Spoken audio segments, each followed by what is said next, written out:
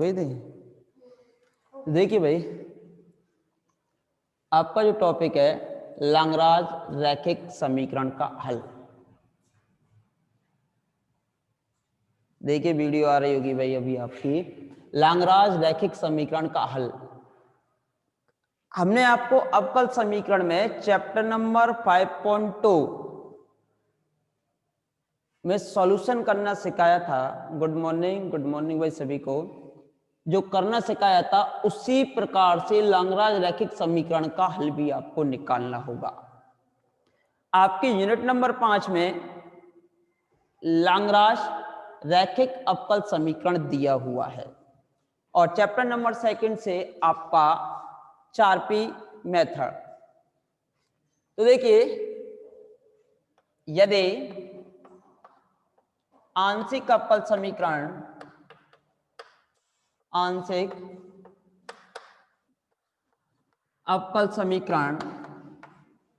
निम्न रूप में है, यदि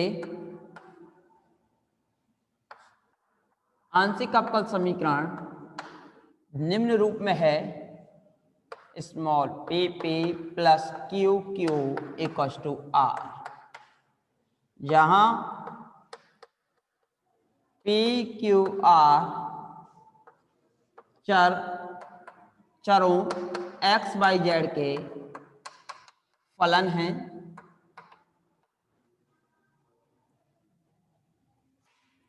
तब समीकरण 1 लाग्रांज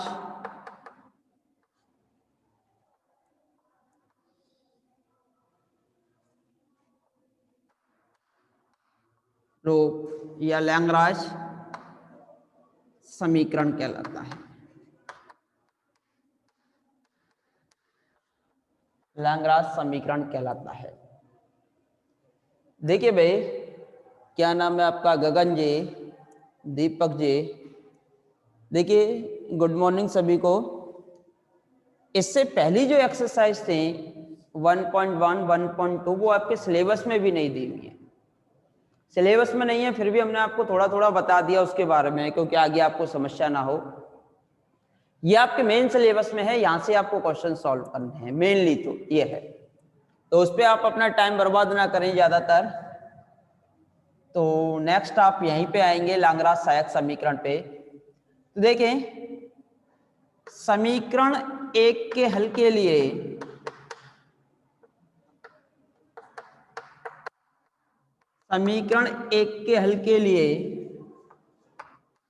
समीकरण 1 के सहायक लाग्रांज सहायक समीकरण होंगे। लाग्रांज सहायक समीकरण होंगे dx upon capital P, dy upon capital Q, dz upon capital R। हम इसकी क्या लिखेंगे? लाग्रांज सहायक समीकरण। इसको कैपिटल P, इसको कैपिटल Q और इसको capital R। dx upon capital P, dy upon capital Q, dz upon capital R। तो सबसे पहले आप इसकी लाग्रांज सहायक समीकरण लिखोगे। अब इस प्रकार की अवकल समीकरण को हल करना आप जानते ही हो, या तो दो दो के जोड़े लेकर इसे हल कीजिए, या हर की वैल्यू को 0 बनाकर इसे हल कीजिए, या आप अवकल समीकरण को यथायथ में कन्वर्ट करके इसे हल कीजिए। 3 प्रकार से आप इसे हल कर सकते हो। अब देखिए, माना समीकरण 2 के 2 हल, एक तो मान के चलो ये आ गया 3 चरों में x y z में, सपोज दैट C1, एक तो u आ गया, तथा एक आ गया आपका b x y z equal to C2। वहां तो ये दोनों मिलके ही आपका क्या प्रदान करते थे? व्यापक हल। तब 2 का व्यापक हल, लेकिन इससे पहले भी ये समीकरण है, तब 2 का व्यापक हल होगा, व्यापक हल है 5ub बराबर 0, या u बराबर फंक्शन ऑफ v, कोई सा भी आप लिख सकते हो। फंक्शन ऑफ u v बराबर 0 या u ये function of v। Function of u v बराबर 0 तो यहाँ u और v लिख देंगे केवल, और या u को फंक्शन लिख देंगे v का, दोनों में से कोई सा भी लिख देना, यही आपका सॉल्यूशन हो जाएगा। 3 स्टेप में हमें क्वेश्चन को सॉल्व करना है। सबसे पहले लैग्रांज इक्वेशन को पहचानना है, इस फॉर्म में होगी।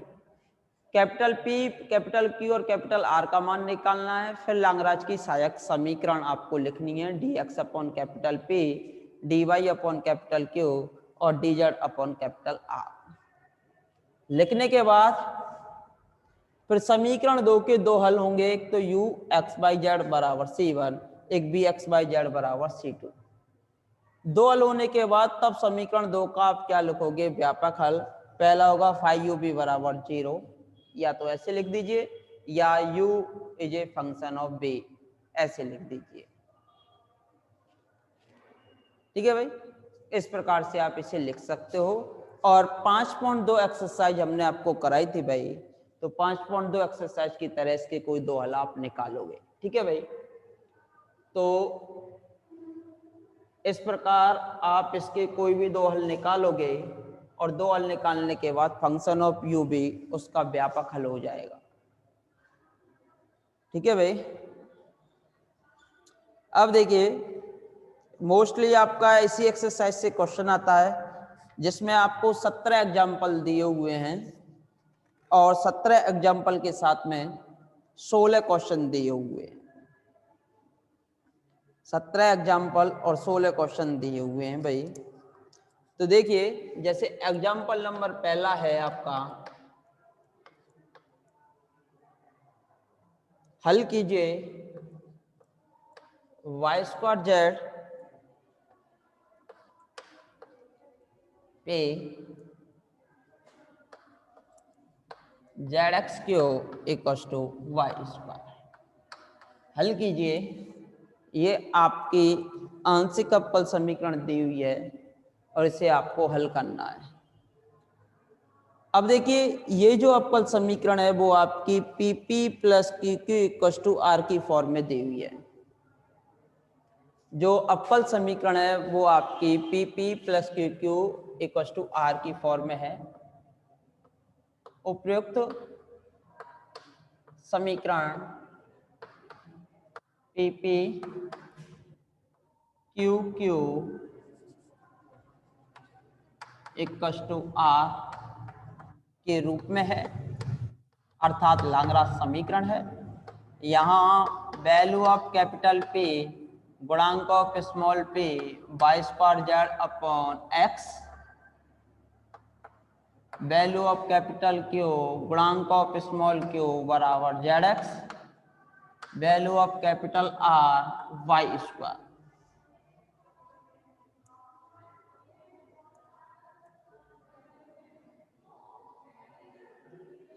देखिए, आंशिक अवकल समीकरण ये जो बुक है, इसमें से आपको केवल लैग्रांज मेथड करना है, चैप्टर नंबर 1 से तो केवल। ठीक है, अब उससे पहले हमने आपको करा दिया थोड़ा बहुत, वो आप चाहो तो कर सकते हो और ना चाहो तो मत करना भले। और रही बात अवकल समीकरण की या इससे आगे जो चल रहे हैं, उसके लिए हमने आपको बता रखा है कि आप हमारे कांटेक्ट नंबर पे क्वेश्चन सेंड कर सकते हो अगर आपसे कोई क्वेश्चन सॉल्व ना हो तो। हाँ, तो डिफरेंशियल इक्वेशन वाले के लिए हम बोल रहे हैं कि आप हमारे कांटेक्ट नंबर पे क्वेश्चन सेंड कर सकते हो अगर आपसे क्वेश्चन ना हो तो। प्रत्येक क्वेश्चन का सॉल्यूशन तो हम भी बोर्ड पे नहीं करा सकते भाई, आपको ये आप भी जानते हो। ठीक है भाई, तो अगर आपको किसी क्वेश्चन में किसी भी प्रकार की कोई प्रॉब्लम आती है तो आप केवल और केवल हमारे कांटेक्ट नंबर पे उस क्वेश्चन को सेंड करेंगे। जैसे ही हमें टाइम मिलेगा हम आपको उसका सॉल्यूशन सेंड कर देंगे। ठीक है भाई, P Q R, capital P की वैल्यू निकाली आपने, कैपिटल Q की वैल्यू निकाली आपने, और कैपिटल R की वैल्यू निकाली आपने। तब देयरफॉर समीकरण 1 के लाग्रांज सहायक समीकरण होंगे लाग्रांज सहायक समीकरण होगी dx अपॉन कैपिटल P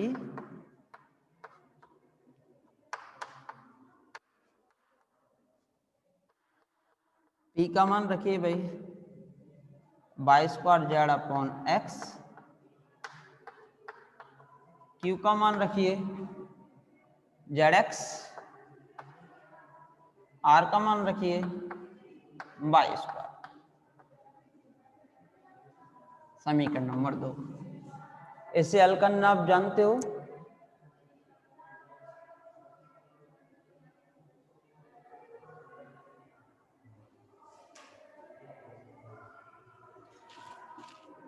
तो देखिए नेक्स्ट, अब हम यहां से दो दो जोड़े लेकर उस क्वेश्चन को सॉल्व कर सकते हैं। अगर ये दो जोड़े लेते हो तो जेड से जेड कैंसिल हो जाएगा, बाई है एक्स है एक्स है, बाई और जेड में बन जाएगा। अगर दूसरा और तीसरा लेते हो तो आपका बाई भी आ रहा है, जेड भी आ रहा है, एक्स भी आ रहा है। पहला और तीसरा लेते हो तो देखिए बाई से बाई कैंसिल हो जाएगा, जेड एक्स एक्स और जेड बाई कैंसिल हो जाएगा।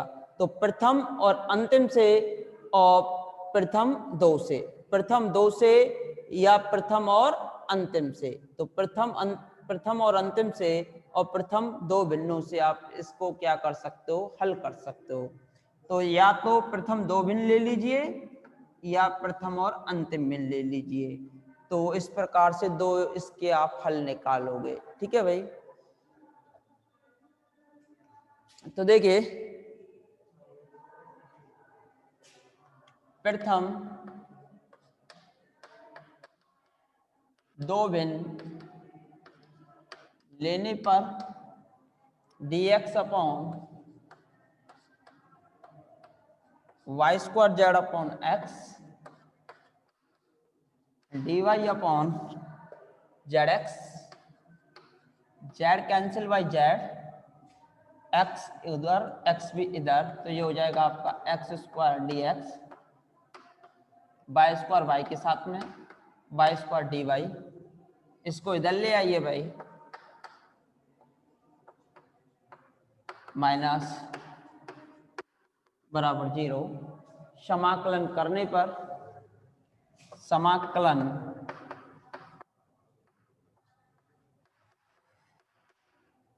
करने पर ये एक्स क्यू अपॉन 3, ये बाई क्यू अपॉन 3 और 3 चला जाएगा आपका समाकलन अंक C1 में, समीकरण नंबर 3।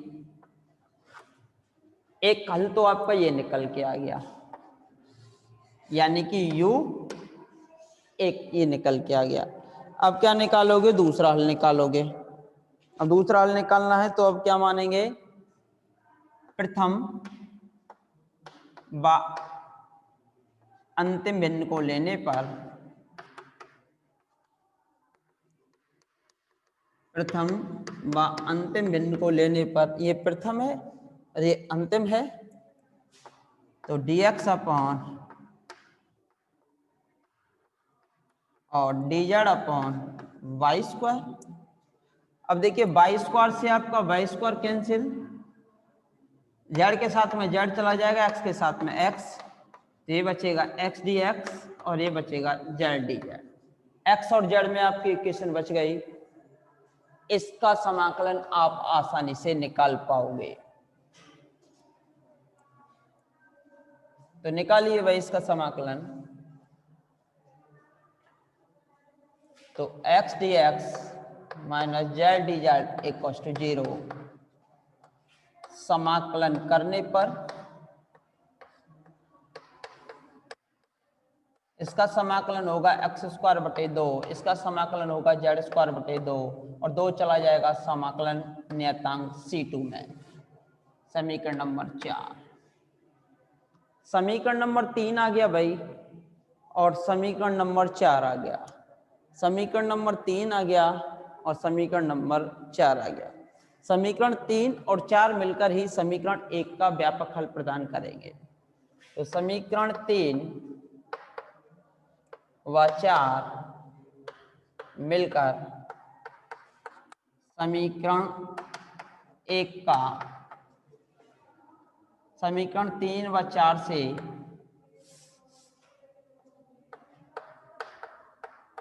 समीकरण 1 का व्यापक हल होगा फाई यू बी बराबर 0। फाई वैल्यू ऑफ यू कितनी निकली है आपकी, या तो इसे मान लो चाहे उसे मान लो, किसी को मान लो, X Q minus Y Q. V कितनी निकली है आपकी, X square minus Z square बराबर 0। या आप इसे इस प्रकार भी लिख सकते हो, कोई सा भी एक सॉल्यूशन लिख दीजिए, u को b का फंक्शन मान लीजिए, या u ये फंक्शन ऑफ b, अर्थात x Q minus Y q is a function of x square minus y square. जैसे चाहो वैसे लिख सकते हो, दोनों ही सॉल्यूशन आपके सही होते हैं, ये भी सही है और ये भी सही है, कोई से भी टाइप से लिख सकते हो। तो इसे लिख देना ज़्यादातर फाई यू बी बराबर 0, पहला सॉल्यूशन, और दूसरा सॉल्यूशन फंक्शन में लिख देंगे और बराबर में आपका आ जाएगा 0। तो लिखिए भाई इसे जल्दी, नेक्स्ट क्वेश्चन की तरफ आगे बढ़ेंगे। फिर लिख लिया, वेरी गुड।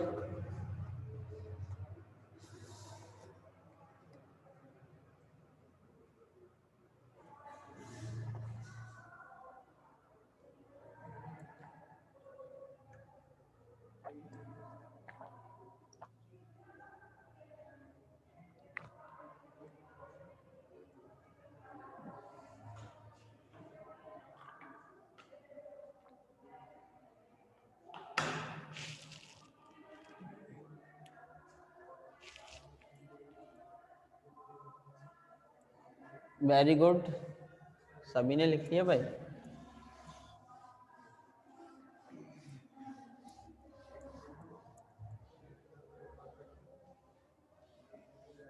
अब देखिए कुछ एक्सरसाइज के क्वेश्चंस लेते हैं जिससे आपको भी समस्या ना आए। एग्जाम्पल तो आप कर ही लोगे भाई।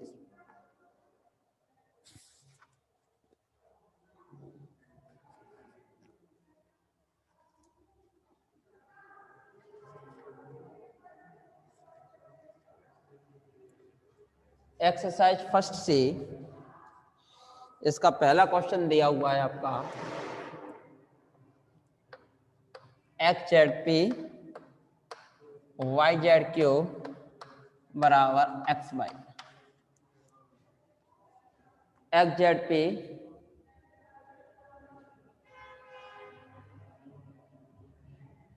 आप भी लिख देंगे भाई अपना फ़ोन नंबर। देखिए हमारा मोबाइल नंबर है 9694681975। ओनली मैसेज करोगे आप, कॉल जितना हो कम से कम। Only message 9694681975। जैसे ही हमें टाइम मिलेगा तब हम आपको क्वेश्चन का सॉल्यूशन भेजेंगे। ऐसा नहीं कि आप कहो कि 5 मिनट अभी मैसेज किया आपने और आप कह दो कि sir message sir solution send कर दीजिए। जैसे ही हम फ्री होंगे तो आप क्वेश्चन को सॉल्व करेंगे, सॉल्व करने के बाद आपको क्वेश्चन सेंड करेंगे। ठीक है भाई, ऐसा नहीं होना चाहिए कि जैसे ही आपने क्वेश्चन भेजा उसके बाद अगर हम नेक्स्ट डे भी सॉल्व नहीं कर पाते तो आप मैसेज पे मैसेज, आप तो केवल सेंड कर दीजिए क्वेश्चन को। जैसे ही हमें टाइम मिलेगा 1 दिन में, 2 दिन में या संडे को, तो उस दिन हम आपके क्वेश्चन सॉल्व करके आपको पहुंचा देंगे। ठीक है भाई, 9694681975। ठीक है भाई। तो देखिए इसके बाद अब देखिए उपयुक्त समीकरण PP plus QQ equal to R के रूप में है। यहाँ value of capital P equal to XZ, value of capital Q equal to YZ, और value of r equal to x y. अब देयरफॉर समीकरण एक के लाग्रांज सहायक समीकरण होंगे, लाग्रांज सहायक समीकरण होंगे। तो इसकी लाग्रांज सहायक समीकरण लिखिए भाई, क्या होगे? dx upon capital P dy upon capital Q dz upon capital R। Capital P x z y z x y. अब देखिए भाई, अगर आप प्रथम दो भिन्न लेते हो, अगर यहां से आप प्रथम दो भिन्न, तो जेड से जेड कैंसिल हो जाएगा, एक्स में बच जाएगा, वाई में बच जाएगा। एक तो ये ले लीजिए, प्रथम दो भिन्नों से dx upon x z dy upon y z, z cancel by Z,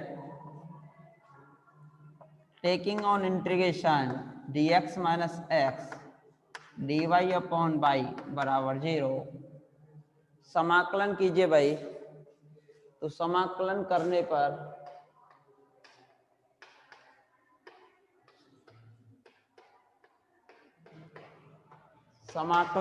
पर इसका समाकलन होगा log x, इसका समाकलन होगा log y और समाकलन नियतांक log c1।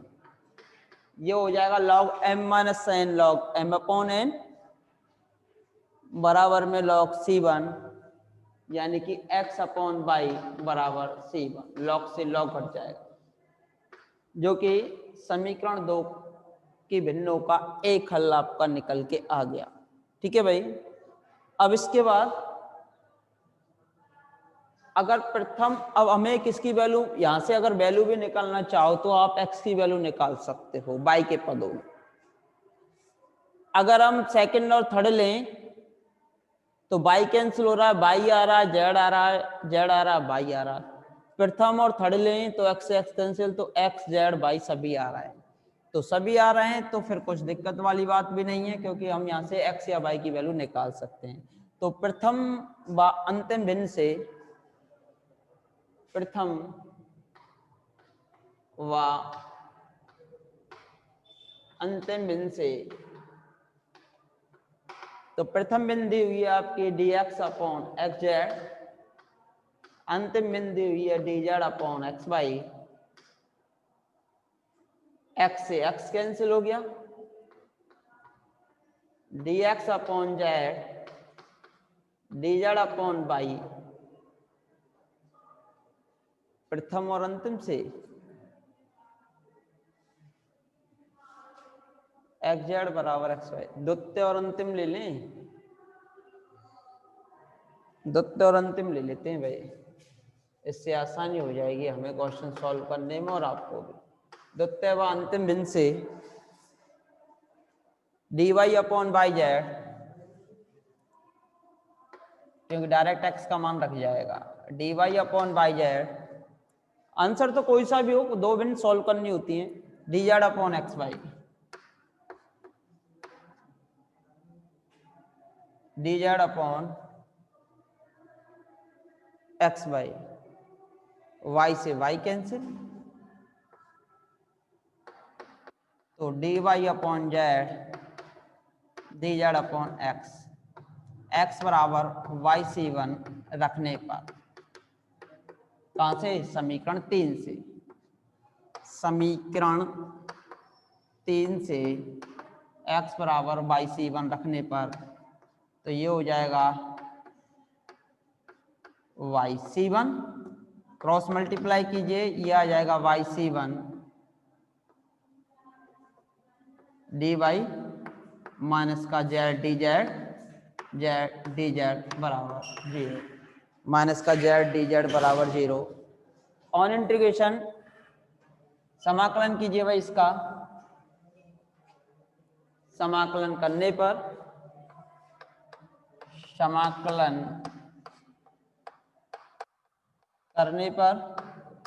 इसका समाकलन होगा बाई स्क्वायर C1, इसका होगा Z square upon 2 by square upon 2 और 2 चला जाएगा आपके समाकलन नियतांक C2 में। ठीक है भाई, और C2 का मान C1 का मान रख दीजिए फिर से x अपॉन वाई, एक बाई से बाई कैंसिल, तो ये बचेगा एक्स वाई माइनस का जेड स्क्वायर बराबर C2। ठीक है भाई, समीकरण नंबर 4। समीकरण 3 व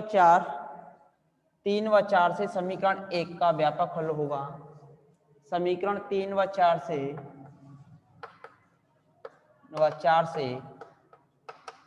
समीकरण 1 का व्यापक हल होगा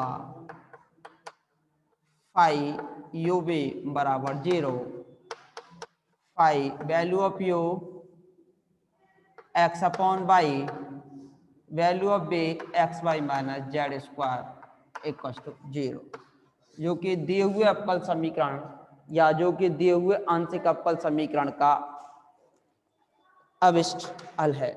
तो देखिए भाई, इसे लिखिए और क्लास रिजॉइन कीजिए आप जस्ट अभी। ठीक है भाई।